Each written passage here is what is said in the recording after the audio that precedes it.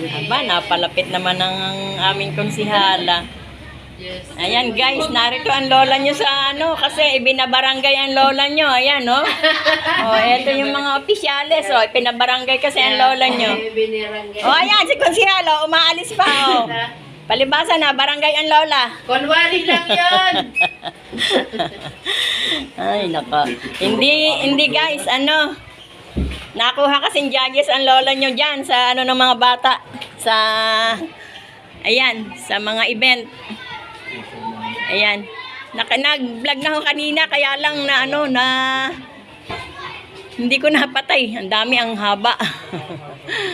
Pero meron akong makukuhang mga ano lang, mga short video.